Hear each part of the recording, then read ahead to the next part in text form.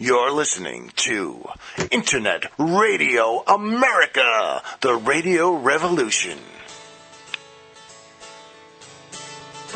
Tonight on Internet Radio America, it's Liz Havlin, crafted with pride and made in the USA. The call-in number tonight is 617-381-4700. And now, here's Liz Havlin. Not begging for a handout. Good evening, America. You know, every time Frank does that, it's like I just wait to hear that Muppet sound where we're just going, yay! And I'm telling you, if somebody, there's nothing like having somebody intro you like that. It just makes you feel good, and good evening, America. Welcome to Crafted with Pride, Made in the USA with Liz Havlin. And let me just say, today is a beautiful day in the USA. It's a beautiful day in South Carolina. And Crafted with Pride, Made in the USA, it's a show all about what's crafted here. Not just what it is, but the people that craft it. We have a great guest on tonight. We have Mr. Gordon, correct, Frank, from KB Shoes. That's correct. Yep. Yeah, and so part of their story is, so are they actually making shoes in the USA? I believe they are. We're gonna get the whole story from Jim Gordon, and of course we got the Josh Miller Camp will be coming in to update us later on in the hour. Yep, Josh Miller, Mr. Josh Miller.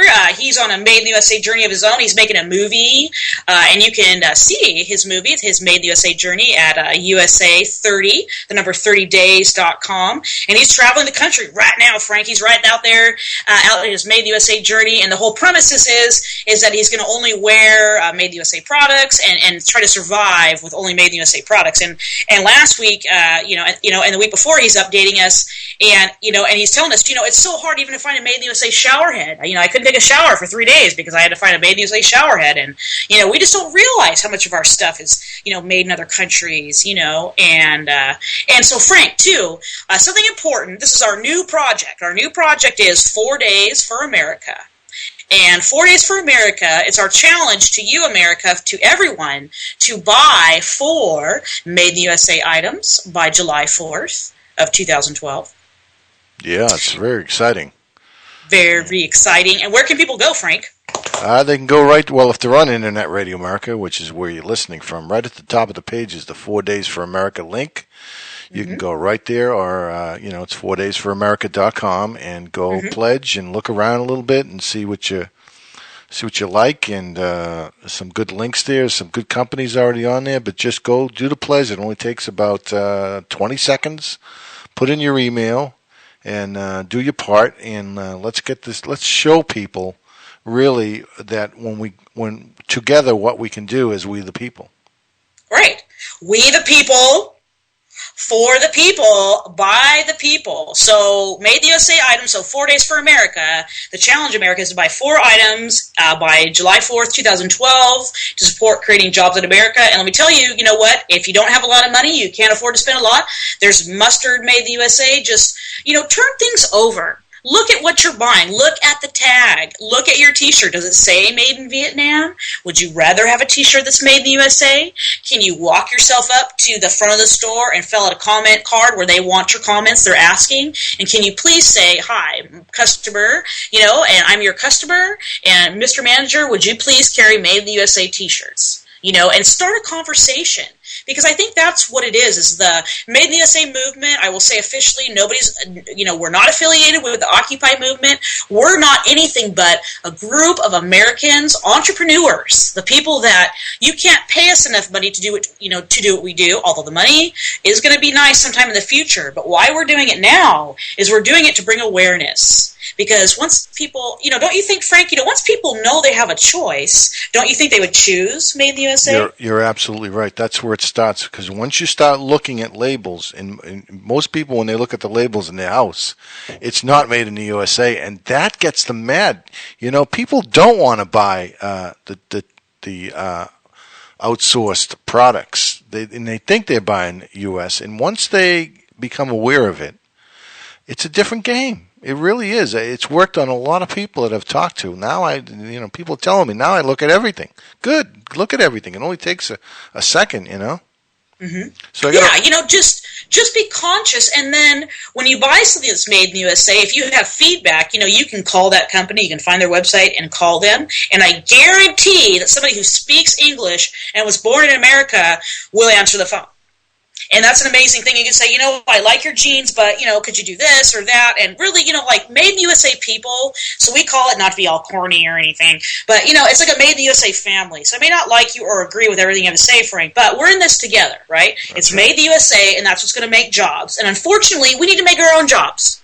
We need to make our own jobs. We need to go out into our communities and see what is out there that we can do. What factories are left in your town. And that brings us to our next project, besides 4 Days for America, is we the people, are trying to save this denim factory in Liberty, South Carolina. It's called Liberty Denim. It's been a fabric mill since 1901. People have worked there since 1900 when they built the building. It did not build itself, folks. No, it did not. And it's gone through a few owners. It's a very interesting situation, but this is one of the last denim mills. It's one of the last 4, actually, Frank, in the United States. I got to tell you, the more I think about this, what you're trying to accomplish over there and keeping that factory open, it's just amazing. I am very proud of you. Thank you, Frank, because that's all I need to hear is that, are you proud of me? Do you want me to keep going? Yay! I wish I will keep going. I wish I could do. I wish I could do more to help, but talking about it in front of the American people out in Internet Radio America is hopefully something will come about of it, because and I know the word's getting spread, and I see a Facebook page is like people are really embracing this. Yeah. Yeah. Oh, yeah. And so about Facebook, so all of our projects have a Facebook page. So 4 Days for America, it's the number 4. If you want to find us on Facebook, it's facebook.com/4, the number 4, days, DAYS, the number 4 for America. And you'll find us there for 4 Days for America. And the same thing for Help Save Liberty Denim is it's facebook.com/help Save Liberty Denim. And by you guys going to our pages and liking the page, then what you're saying to us, because we watch that page grow. I mean, our pages, we put them on Facebook because, everybody's on Facebook, and we want a way for people to connect with us. So when you send us a message through Facebook, we read it. When you send us a message, we read it, and we listen to it, and we respond, and we want to know what you guys think, because, Made in the USA, even though most products we import, they're actually designed in the United States. So, America has just an amazing wealth of people that are intelligent and smart and can figure out how to do things better and faster. So if you ever had an idea on how to make something, then please get a hold of somebody in the Made in the USA movement. You can always find us at Internet Radio America. You can send us a message. You can just type in Made in the USA on the Internet, and you'll be provided with a wealth of people that are working on the exact same things. For instance, our friend Mark Riesbeck, CEO of USAonly.us, he has been working since, 2011, correct? And he has built a database of over 1,000 mom and pop, so small business, Made in the USA businesses. None of them, I think, Frank, are over 50 employees. And you can go there, USAonly.us, and you can go and you can click on your state, and you can scroll, through and see the small businesses in your state. You can also search by keyword, and so you can go out there and see what's made in your state and go check them out. Go say, hey, guys, thanks for hanging in there for 10 years, even though you're not making any money, and this is really hard, and no one believes in you. And just go out there and let these people know. If you ever hear of somebody saying something about Made in the USA, congratulate them and say thank you for working so hard on this, and because really that's all we need to know this is the right thing to do. I mean, Frank, we used to 25 years ago make a lot of stuff for ourselves, right? Really did, yeah. Yeah. Absolutely. And so I don't know at what point did we be like, it's okay. It's okay that nothing's made in the USA. 98% of our clothing is imported, and about half of that is actually our fabric, Frank, that we make. A lot of it comes from South Carolina. That's why I'm here, South Carolina, Made in the USA. And so a lot of fabric comes from the United States and gets shipped to other countries so they can make clothing and then sell it back to us. Oh, All right. that's nice. We're going to start to interrupt that circle. Let's go to our call here. I believe we have Mr. Jim Gordon on the line. That's Jim Gordon. Jim Gordon from Gordon. Awesome. So this must be Liz. I'm supposed to be Liz. I am most of the time. So okay. You have to, and you have to forgive me. We had a long day working on trying to save this denim factory that's been a factory since 1901. So we were just talking about that, and we are very interested to hear. So those of us who've just joined us, this is Craft with Pride, Made in the USA with Liz Havlin, and we have our guest. So, sir, why don't you tell us who you are and what company you represent and how you got started? I'd be glad to. My name is Jim Gordon, and I'm Vice President of Marketing and Product Management. Our company is KB Footwear. The KB stands for Knapp Brothers.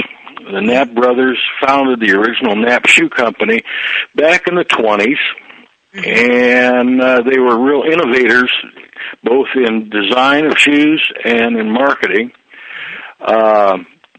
They were exceptional people. And, of course, they died some years back, and eventually, after going through several management changes, the company management took all of our high-quality American-made products to China. That started in late 2004, and by January of 2007, the company no longer existed. And our little company is made up of 4 people, just average Americans. I'm 67. My dad was so proud that I have a business card that says Vice President. And awesome. Yeah, it was kind of a joke. But anyway, and we've been working to recreate these products that the Knapp Brothers created, and have them made in America. In fact, we have a trademark of Made in America again. Made in America again. Yes. Because they were, and now they are again.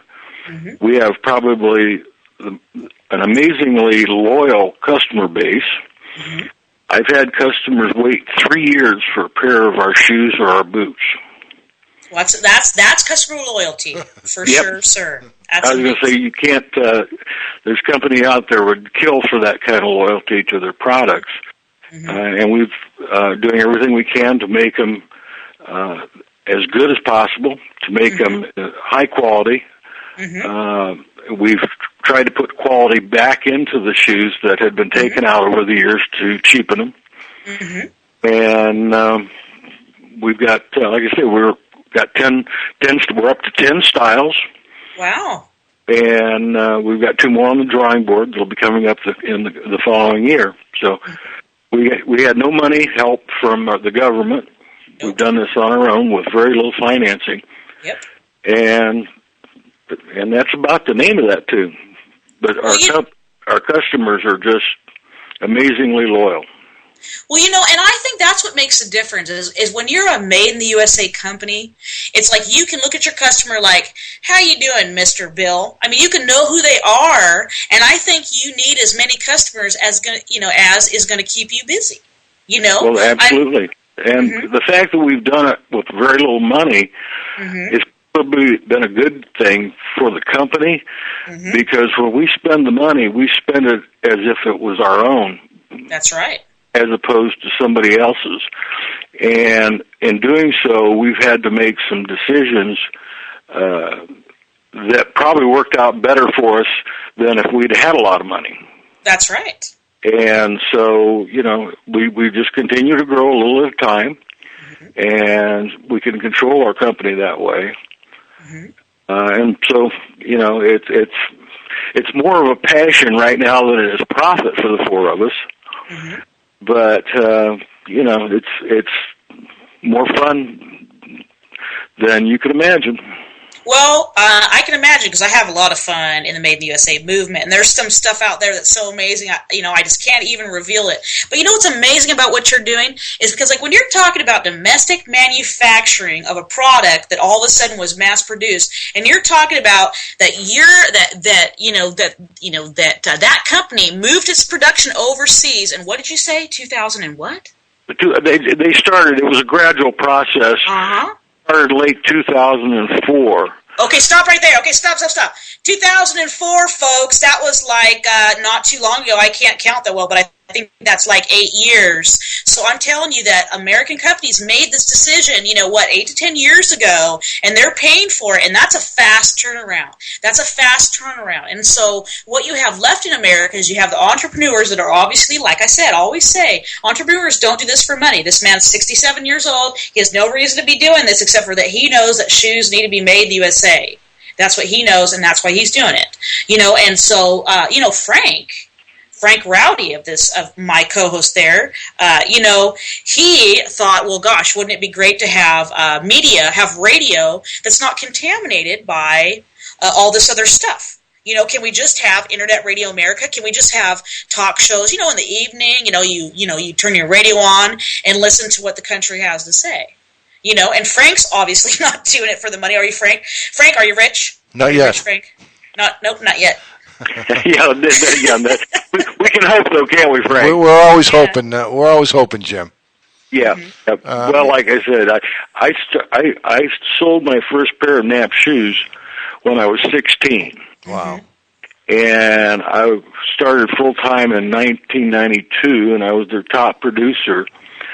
My dad sold them for 50 years. Wow. One of my partners his dad sold them for 50 years, and that's how we gravitated together. And so I know the history of the original company, and I know the quality of the product, and I know how to sell them. His end is more of the expertise of working on financing, and he's our IT guy. And so we've got a long history with the company. And when I talk to somebody about the shoes, I know what I'm talking about. That always helps when you're trying to sell something, if you know what you're talking about, or at least sound like you do. Yep. So but we're like I said, we could always use more orders. And if anybody wants to check out our website at kbfootwear.com, we would love to sell them some shoes. Hey, Jim, tell us, as being a made in the USA shoe manufacturer, what has been the biggest challenge of manufacturing in the United States? Well, actually, on our end, it's been more financing. We were able to raise enough money to buy the original tooling from the old factory. And so we moved that tooling to a manufacturer in Wisconsin. Our biggest problem is that with limited finances, we can't really order enough stock. Right. So sometimes people have to wait if they want a specific style in a shoe in a specific size. We may not have that on the shelf. So we've been working on trying to improve our order sequencing so that we have a constant flow of sizes coming in. So that's been the challenge, is learning how to place the orders in a timely fashion. Because people really don't want to wait 3 years for a pair of shoes. No, they don't. You know what? And I think really, as this Made in the USA movement grows, and I think Frank will agree with me. I mean, it's like over the last, what would you say, Frank, 6 months? I mean, it is like it's taken off. I mean, it's just so many people are coming forward to help, and I think there are people that would definitely finance you. They just need to know about you. So that's correct. That's correct. So the ones that we had several inquiries early on from people that were going to lend us a big pile of money, but they wanted 51% of the company so they could take it back to China. It didn't work the first time, it's not going to work the second time. That's right. No. So we've just stepped away from that and made up our minds to do the best we can with what we have, and so that's where we are. Yep, you just, you know what, you just do with what you have, and then, I mean, I truly believe that if your intentions are good and you're doing, and you're going the right way, like the money will come, and I really think that someone hopefully like will listen to this either tonight or always. We like rebroadcast all of our shows, don't we, Frank, on internetradioamerica.com. You can listen throughout the day and tune in to a lot of great shows. And then is Jim going to be on American Made? Yeah, we're going to have him on American Made also. We're going to, and plus our Saturdays now are all American Made Saturdays, which is great. We broadcast the whole day of just American Made radio shows. Well, we'd appreciate any opportunity to get our name out there. Yep, and I'm also in the market for a pair of shoes, so... There you go. Well, you got to wait a long time, Frank, or we're going to help this guy raise some money. And I don't, you know what? And I really think that as you make the connection, I mean, hopefully somebody will listen to this broadcast tonight and go, gosh, I always wanted to have my own shoe company. So Jim, if someone were to invest in you, what amount of money would get you to a point where someone wouldn't have to wait for 3 years to get a pair of shoes? I would say probably $300,000 would tip us over pretty good. Mm-hmm. That's kind of part of the problem we've run into. If we wanted to borrow $10 million, providing we promised to build a factory, so forth, we could probably get that done. Mm-hmm. But the fact that we don't really want to approach it from that standpoint, the business that we give to the factory in Wisconsin helps support their factory. That's right. It's a union shop, and they make a beautiful shoe. And so for us to try to think in terms of something so big that you couldn't really handle it. Right.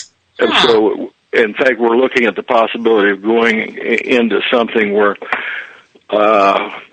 make a program available to people that would want to donate smaller quantities, like $25,000 to $50,000. Right. And that way the influx of cash wouldn't be so great that we would stumble over it. Right. You have what you need. Like, okay, we're going to grow, so we need to buy some leather. And I really like the idea that that it's a union shops. Now, on the union issue, I stand right in the middle. I think that they served a purpose. I think some of them right now are not operating with good intentions, and they just kind of have some bad blood going on. But I like the idea that maybe unions would be interested, because $300,000 is not that much. I mean, that's... and there has to be a union out there that said, hey, okay, we're going to help you do this. Maybe we'll invest twice as much, and can you help us set up a union shoe shop? Right. Something like that, and so you can create more jobs, because really my purpose of being on this earth is I want to create jobs. Made in the USA creates Made in the USA jobs. And so jobs create jobs. So if people are working, then they're going out to eat, they're going out for movies, they're buying more stuff at the store, and it just makes more jobs. We need it. Absolutely. Absolutely. And again, it's kind of one of those evolutions that you kind of learn as you go. And I work with the three people I work with are top drawer. My customer service office vice president, operations. Let's see, we all have a lot of different titles. That's right. Is the best I've ever worked with. And everybody just does their job. And so for four people, we've accomplished quite a bit, actually. Right. So would you consider yourself an employee-owned company, then? Yeah, pretty much so. Yeah, pretty much so. We're all partners. That's right. And so I think that's how it works, is I really think that, and so here you are reinventing, so Made in the USA again, reinventing the process it takes to manufacture shoes. And just to really understand this again, so in 2004, people talk to me, they're like, remember the good old days we used to make things in the United States? I was like, yeah, like 10 years ago. Yeah. We've lost all of our jobs in the last 10 years, and that's what makes it so terrifying. It took us like hundreds of years of railroads and building all these factories, and then in less than 10 years, we have bled ourselves dry. And I just, it's like, as people hear my stories, because I start, conversations, Jim, in the store, I'm like, hey, Is that made in the USA? No, why not? And I just like, blah, blah, blah, blah, because it's really important for people to hear it from another human being. You know, watching the media and watching people watch the media, I just realize how almost inhuman we've become. Like now, like when I go to the store, even in the South, before it would be anywhere you go, people would try to open the door, and now it's just really like just the everything from the bad manners to, you know, people don't, I mean, you know, like 80% of kids that live in poverty are dropping out of school. You know, it's just all these things that just add up to the fact of like, you know, people are living at the survival, you know, like the survival level, you know. I understand. And the one thing I do want to point out, though, is that we do sell some imported shoes. Mm-hmm. We bought them out of the bankruptcy. Mm-hmm. And it's unrealistic to think that a shoe company can cover enough bases mm-hmm. not to have some imports in their line. The main thing is to have a really good, high-quality American-made product right. as an option. Right. I've been selling, like I say, I started full-time in 92, and there were many times when I had to sell a guy a pair of shoes, work shoes, and he wanted the best he could afford, mm-hmm. but he couldn't afford the best. Right. A lot of my business is mechanics, mm-hmm. and a young man, he maybe has a couple young children. He's mm-hmm. putting $50 to $100 a week into his toolbox to build his toolbox up. Mm-hmm. And if I could put him into something that he got his value, even though it was an import, and I always made it a point to say, now, this is an imported shoe. That's why it's less money, but it's still a pretty good import. Right. Well, many times, 5-6 years down the road, that same young man would move up to the American-made product when he could afford it. Right. And so I like to point that out because what we manufacture as KB footwear is American-made. But again, we do sell some imports on our line.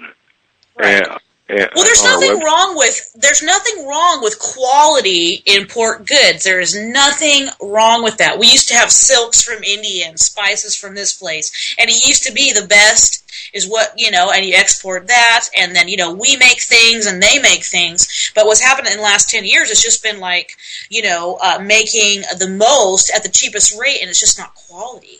Yes, I agree. And you know, like I said, and if you're upfront with people, what I found, we get a lot of emails and so forth where they've gone into a shoe store and they think they're buying American made because of the name, mm-hmm. and no one points it out to them until they look inside the tongue. Yeah, we talked about that. And then they find out it's Chinese or from some other country. And most of them coming from China, but there are some coming in from Mexico and a couple other places. And then that's what makes them upset.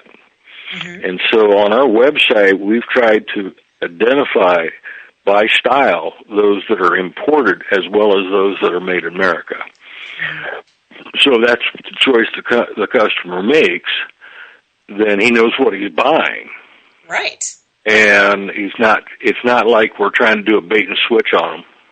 Right.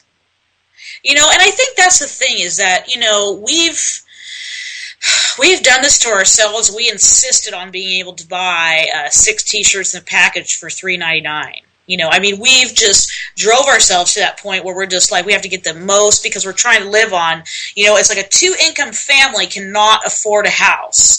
And things have just gotten so out of control with credit and people, you know, thinking, oh, they can afford this and this and that. And then we all want a nice house, we want nice clothes, and then we start using credit. And it's just, for that $12.99 pair of shoes, if you financed it, it's going to cost you like $120. And so I think also, too, it's changing how people spend their money, and you can't tell anyone anything, especially me. But when it comes to, like, how people are shopping for things, to teach them how to buy things that are quality. You know, so if you can't afford it, buy the Chinese-made work boot because you do want to take care of your feet while you're working your way up. But when you can afford it, or if you can afford it, please buy Made in the USA because it does make jobs here. Absolutely. And we try to be as straight up with people as far as recommending something. Mm-hmm. to help them make a good choice. So we make ourselves very available, both by online as well as on the phone, and we try to handle each person like they were really our only customer. The last thing I want is to make a recommendation to somebody. And one of the problems in selling shoes, I can line up 50 guys that'll tell you that a certain style of shoe is the best and the most comfortable, and there's always going to be that next guy that isn't going to work for him. Right. Because that's the nature of your feet. Not everything works 100% of the time for everybody. Right. But, we do the best we can, and we go with the styles that we've gotten the best feedback on. But I find no joy in having somebody spend $150 on a pair of boots and then find out that they hurt their feet. Right. So we do everything we can to try to explain to a customer, try them on at home, wear them on the carpet, don't turn them into a used shoe or boot. If they're not comfortable, take them off, put them back in the box, call us, we'll exchange them or we'll give you your money back. Right. Once you wear them to work in and put some scuff on them, you bought them. Right. And that like I said, that's something that I do not enjoy at all. No, because, it's like, that's the thing is, like, you want to take care of your customer, but then, the customer, I mean, like, when we think about our customers, I mean, our customers work for other people all day long. There's someone telling them what to do, and then, they buy something, and it's like, so that's their, they can call you and give you hell, or they could return the shoe. So I can imagine just even talking to you and understanding, what kind of person you are. I mean, that must be really hard to tell people why I can't take that back. So, sales for me has always been educating people on their choices, on how much it costs, and helping, and then I don't even help them make the decision. I give them the information, and when they ask me questions, I try to guide them in the direction that I think would be the best for them, but always watching out for what they have to say in case that changes, because ideally you want the customer to be happy with, with what they bought, proud of it, and proud to wear it. That's exactly right, because they'll help you sell 2 or 3 more pair in that same shop. That's right. If they're happy. And the biggest thing we have is just don't turn them into a worn product, because then we've got a problem.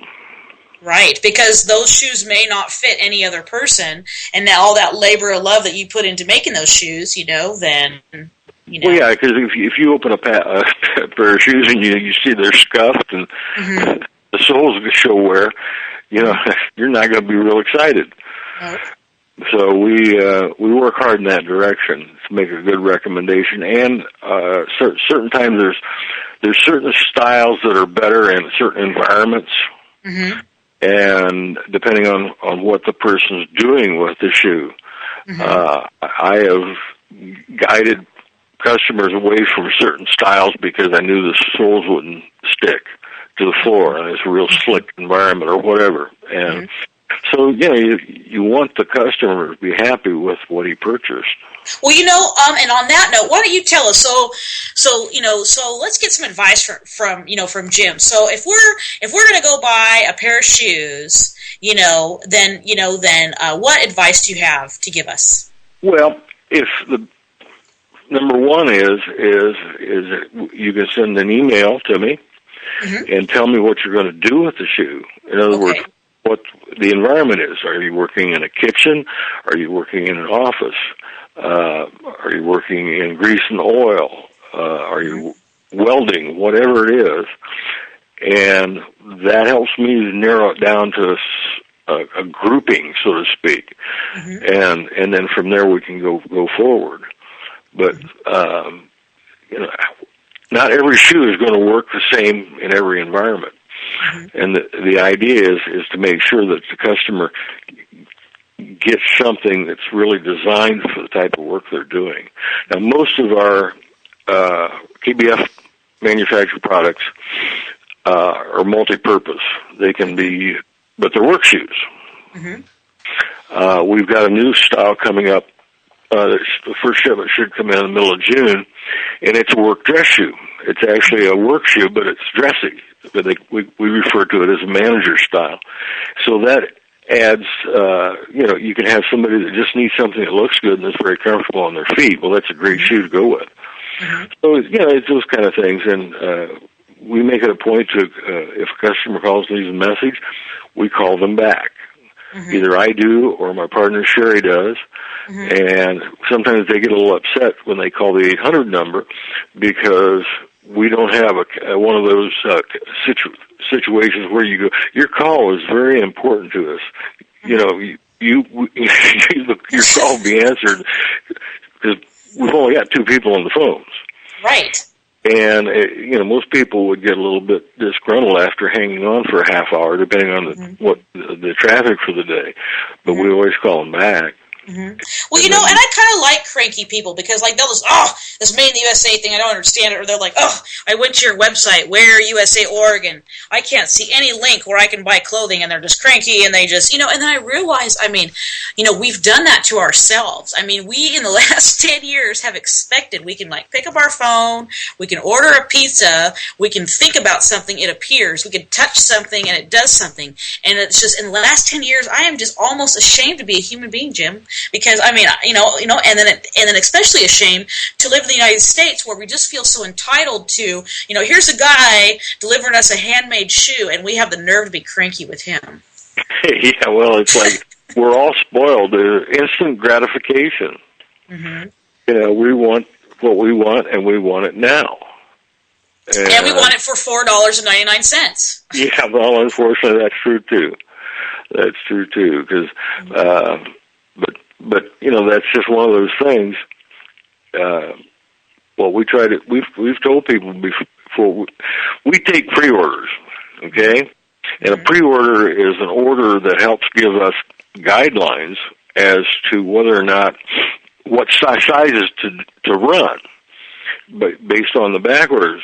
And those are really important to us, but we do not ship a pre-order until we have confirmed with the customer that they still want it, and that it's still a valid order. Right. And that helps us a lot because, like I say, we're improving our order time, our sequencing, and so we're able to shorten the lead time. But some people get real nervous about giving us an order because they think that that they'll get stuck with it 3 months from now and then maybe they don't want it, and sometimes that happens.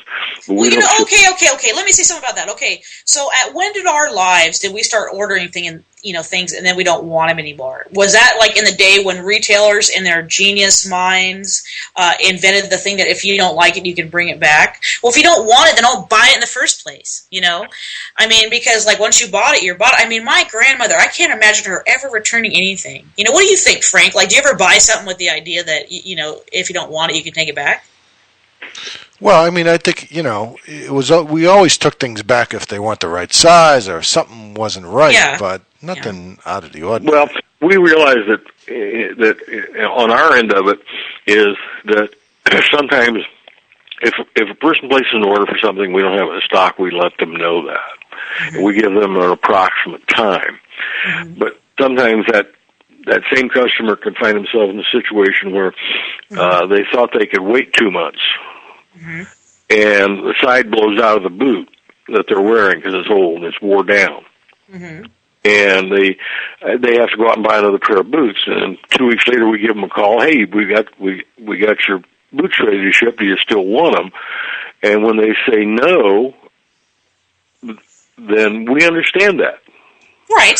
Because it's the circumstances sometimes can change, and we thank them and many times I've had that happen where the customer said, well, don't worry, these are as good as yours, and I'll be back, and usually they come back.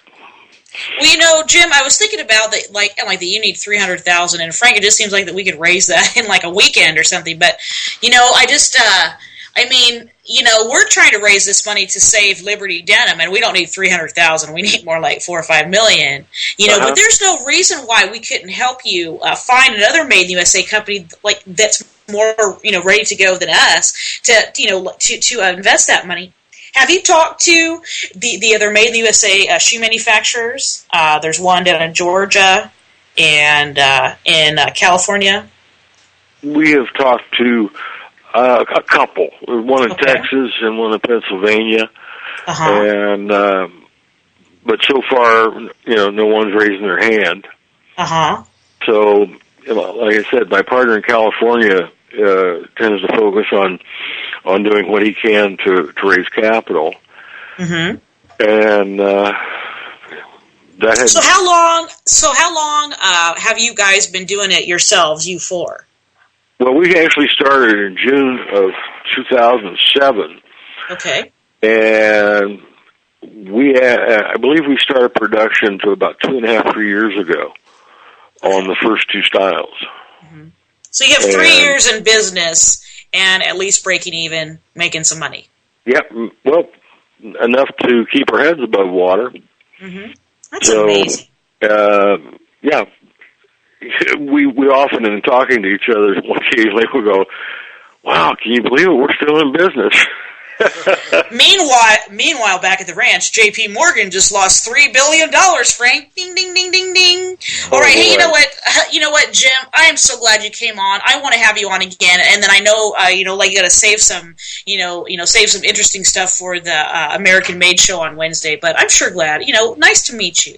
Likewise, I appreciate your enthusiasm and the opportunity to talk about our little company. So, all right, well, give us our website. Give us your website again, and then we'll wrap it up, and we'll see you next time. Okay, it's kbfootwear.com. kbfootwear.com, guys. Go there and order your shoes and order the right ones so you don't have to wait for 3 years. And if there's any investors out there that want to invest in a Made in the USA shoe company, $300,000, not that much money. Wow, it seems like that would just be the thing to do. I appreciate it. All right, Jim. Thanks for talking to you, folks. All right, Jim. Nice take talking care. to you. I'll be in touch, Jim. Okay, take care. Take care. Oh. I love that man. Yeah. What an amazing guy. I mean, he's like, and I'm 67 years old, and I'm just going to make some shoes, and we're not making any, and we don't have any money, but we just kept going, and then we, if we could run 10% of the companies in this world the way that guy does, everything would be profitable. It's not all about just getting money. It's getting the right kind of money, too. Yeah.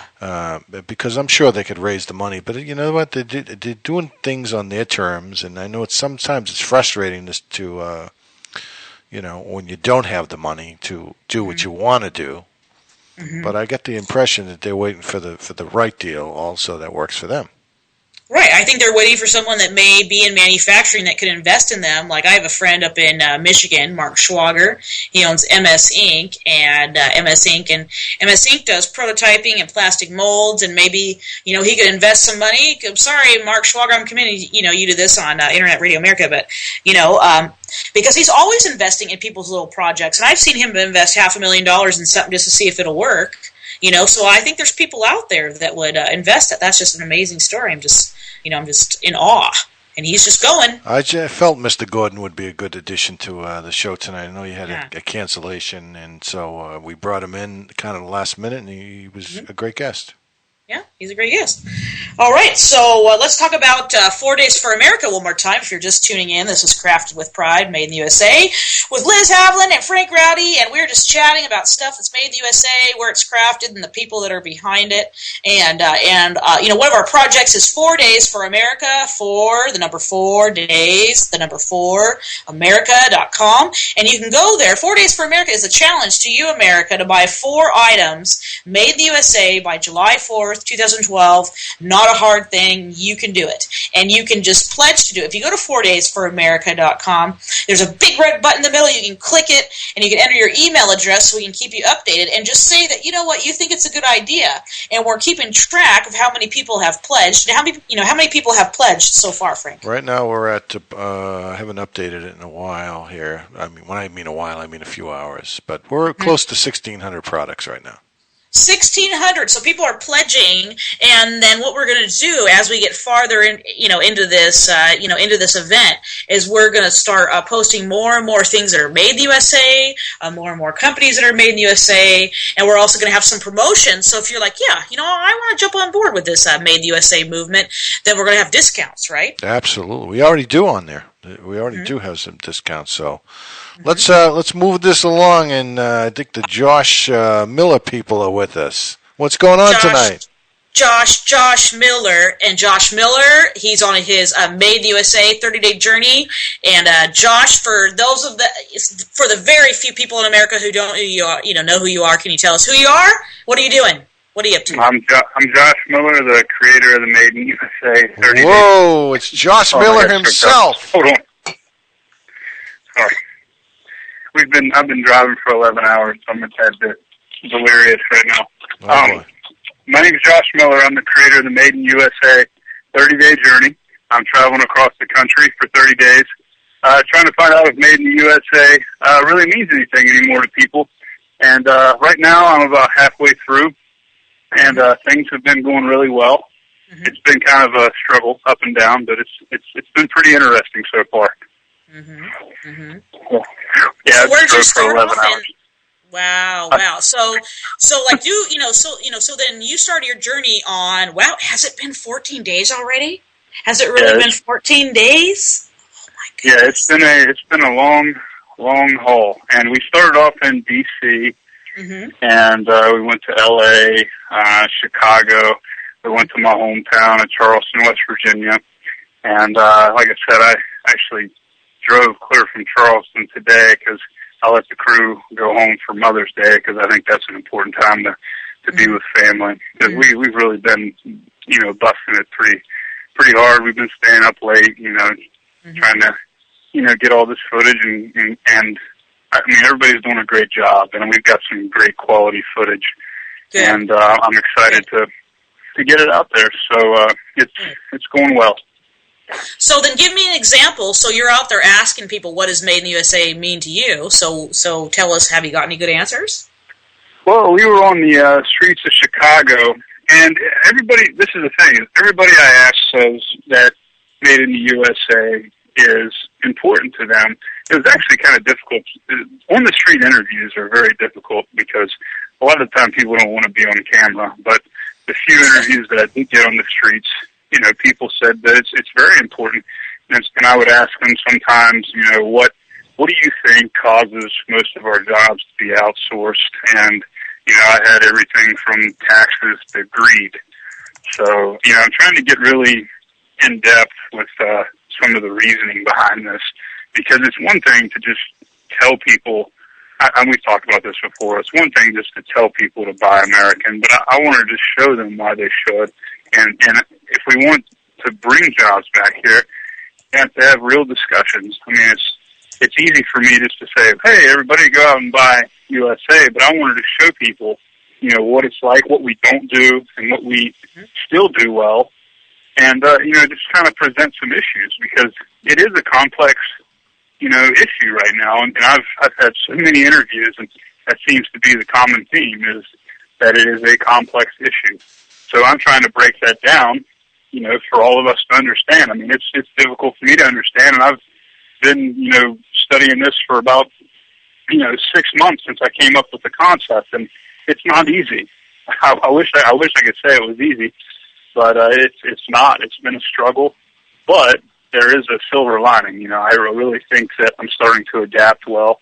The first 3 or 4 days were rough on me. But once I started figuring out what I can and can't do, it got a little better. We've obviously. Well, you know what, Josh? You know what? Some people are just joining us tonight, so they they don't even really know what you're doing on your Made in the USA journey. So maybe you can tell them. Mm-hmm. Well, I'm living off USA-made products to the best of my ability for the 30 days, and I've been pretty successful so far. There's been a few exceptions that must have had to be made. And really what I'm doing is I'm just trying to raise awareness, because I think that, buying products here in our country is a very important thing. And one thing I'm doing is I'm trying to get as many interviews with experts, like historians, politicians, and businessmen as I travel to try to get some insight on those issues. And the one area that I have had trouble getting in touch with are the politicians. It's been really tough. I've had one commit, and I've already got them on camera. But in terms of businesses that do business here in America and make USA products, I mean, they've been more than willing to step in front of the camera. I've actually got a World War II historian that I was looking for, which was awesome. Oh, that was a great interview. Good. So, I mean, everything's coming together. We really got some great footage. The crew is doing great. Like I said, we've had some late nights, but, we've prepared for that, and it's just, it's going well. So that's kind of what this journey is about discovery, raising awareness, and seeing how well I can, or how long I can go, using USA-made products and just raising that awareness.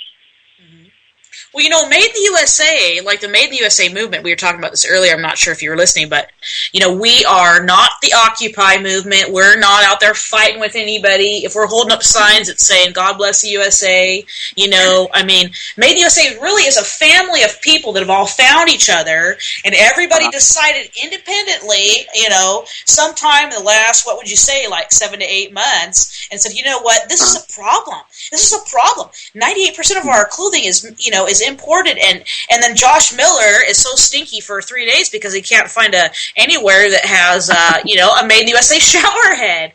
So it's like this thing like where just, can you look at what you're buying, just pay attention for a minute and look at it, and number one, ask yourself, do you have to have it, America? Do you have to buy whatever it is that your little heart's set on, that little heart-shaped ashtray or whatever it is that's made in China? Is your life going to change if you don't buy it? No, it is not. Can you make the effort? If you can't buy Made in the USA, can you please at least buy something reclaimed? Can we at least stop just purchasing and buying and purchasing? So here's Josh out there in the in the worldwide world asking people on the street how they feel about Made in the USA, and I'm sure people are just looking at you just like you're crazy.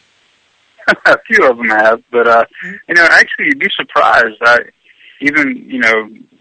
I'm 27 years old, and we talked to a group of ladies. I think they were a little bit younger than me, a few years. And once I started talking about it, they go, wow, I really haven't thought about that. And you would be surprised how many times someone said, I haven't thought about it. I never thought about that. You know why? Because the news will not put it on the news because it's not interesting and it does not sell movies or whatever it is they're trying to sell. Well, and then a lot of places have marketing budgets that's all you see on the the commercials and stuff. A lot of these companies that do make things here don't have the marketing budget to compete with a lot of these things you see on TV, a lot of these companies, and it's just, it's a difficult situation, and I've been learning a lot. And I would like to say a little bit more, but I want people to watch the film. So, I'm excited for the movie. And so you're going to film for the rest of this month, and then you're going to go to Boston and go see Frank, and then you're going to go there for Memorial Day weekend, and then I'm hoping that we can fly you down because you got to sit in on this. Let me just tell you about Liberty Denim and what's happened, and you'd be so proud. I just can't wait for you to meet these people. So I go there every day. I'm in South Carolina for my 30-day Made in the USA journey, Josh, which is fighting for this denim factory in Liberty, South Carolina. It's been a fabric mill since 1901, and we are not going to lose this building, Josh. I don't care. We are not losing it. And so it's ourselves, a group of people, raising the money to buy this factory, and it's us against the equipment liquidators. And let me tell you what they're going to do to this building. It's going to horrify you. They're going to cut big holes in it. They're going to take the machinery out, because a lot of it was built inside the factory. They're going to strip all the wiring out of it, take all the plumbing out of it, take anything out of it that's worth a value, and sell it overseas and leave it for dead. And I'm telling you, that's not going to happen. And you know me. Great. That's not going to happen. Yes, I know that. Yeah, it seems like you got a good movement. You got a good movement going behind that, and like I said, I told Frank I'd be there in Boston, but I'd definitely like to take a flight down that way. I would definitely come down there. I think that we could film that, right? Yeah, oh yeah, we could film it, and I really want you to come, if you could come, like, earlier in the day, and the bankruptcy auction's at noon, but we could get you out there, like, in the morning, and have you talk to these people that have worked in this mill forever, and they've lived through 3 owners, and they know how to do it. They know how to do it. And then down the road is another building. It used to be a yarn mill, so they used to spin the cotton into yarn, and then use that yarn to make fabric, and it's the most amazing thing you've ever seen. I mean, if you step back and look through the dust and the mold and the fact that nobody's cared about it, and these employees have worked here forever and put their life and soul and blood and sweat and tears in this place, and just know the owners, like, this building needed a roof 25 years ago and nobody did it. So you know what they did, Josh? They moved the equipment and moved the break table, so when they ate their lunch, the rain wasn't falling on their head, and that just makes me so disgusted with the people that owned it. You know, shame on you, South Carolina. Shame on you, textile mills, for treating people like that. You know, and this is going to be employee-owned. The employees are going to own it and run it, and that's the plan. That sounds like a great plan, and I definitely want to be there for it. I think as you know, my travels so far, I really think that the Made in America or Made in USA movement is very strong, and some of the issues that I'm encountering, which I'm sure you're aware of because you've been doing this for a while, is people talk about price and things of that nature. And that's been some of the things that's been brought up a little bit. Like I said, I want to talk about it more, but it's all, a lot of it's going to be in the film. But you know, my opinion is that we need to address those issues and take a deep look at the real concerns of the consumer, because the consumer can change the outcome of our country, because America, we are the largest consumer economy in the world, and we have the most power when it comes to that. So the future really is up to us, and that's how it always has been and how it always should be, because that's what this country is about, and it's about its people, and it's not one politician or one party. It's really what our people decide, and that's our right, and that's what we do. And I think that if people really care, I mean, I know people care about America, but do. I can't talk about it anymore because I'm going to give away some, and I don't want to do that. Well, no, but here, then let me open my big fat mouth. You know what? America wants to do something, but here's something else, is that Americans, myself included, everybody has gotten a little fat and lazy. We are fat and lazy, and we are full of the sense of entitlement. And I'm telling you, people, if you don't go out there and ask for Made in the USA, no store is going to change. And here's something, I'm going to speak directly to what Josh Miller just said about things costing more, Made in the USA. Let me just break it down for you, okay? And you don't have to believe me, but let me just break it down. It does not cost any more to make it in the United States. What costs more is the retail stores have to mark it up 300 times so they can sell you 10 of them and then put the rest on sale, and then it all goes to a discount store. It's a very, very dysfunctional system that we put in place. We insisted on having things cheaper. We insisted on this and that. We bought into the whole big thing. We did that to ourselves. So what can we do? We can ask stores. We can fill out comment cards, say, please carry things that are made in the USA. If we see something out there that's made in the USA, go up to that person and say, thank you for making that in the USA. And, even if you don't buy their products and maybe they are more expensive, at least say something. Say thank you for staying in business, because I'm telling you, and Josh knows this, and Frank knows this, nobody is doing it for the money, because right now it doesn't make a lot of money, because we had to reinvent a lot of manufacturing processes that we had here 10 years ago. We got rid of them. So we have to do it over. Made in the USA again. Well, we're going to have to get you on a film as well when I come down there, because you definitely need to get an interview on here, and probably Frank too. I'm sure he would want to get in this film, so we'll have to try to work that out. I mean, it's, like I said, you bring up some great points, and some of these will be addressed in the film, so that may be your chance to make it into the film too. I think that my chance, because you know what, I'm really like the Snuffleupagus, Frank. I really do exist, but no one's ever seen me. Frank's sleeping. So I just want to make sure I'm in the film thing going too. So that's going to be really cool. Me and him I know talked the about Made in the that. USA, the Made in the USA Summit, and we should do it. And I don't know if we'll be able to pull it off by Memorial Day, but definitely by July 4th, because I have a lot of Made in the USA manufacturers and textile guys and a bunch of people that would be very interested and figure out a central location. So it's all maybe just a 3-hour flight for everybody. So it's a quest. Yeah. Someone's got to figure that out, And then let's get together and talk about what we can make in the USA and what we want to do. That'd be fantastic. Okay. All right, sounds awesome. kids. It's getting like towards that time, and it's pouring down rain here. I don't know. Hey, Frank, how's your weather? It was raining earlier, but it's looks like it's cleared up. They got a ball game in at Fenway tonight, so Good. it's all good. Good. It's All right, terrible Josh, here. how's is it? Is it raining? Is it raining? Yeah, it's been. I've drove through the rain for probably about 8 of those 11 hours I was driving, and we're right outside of Philadelphia now. So it's Crazy been nasty all day. All right, Josh Miller, friend of mine. We'll see you next week, huh? All right. All right. You Sounds Take care, good. Josh. Bye-bye. Keep plugging. All right. All right. Take care. All Bye. right. Good night, America. Good night, guys. Crafted with pride. Made the USA with I Liz ain't Havlin. looking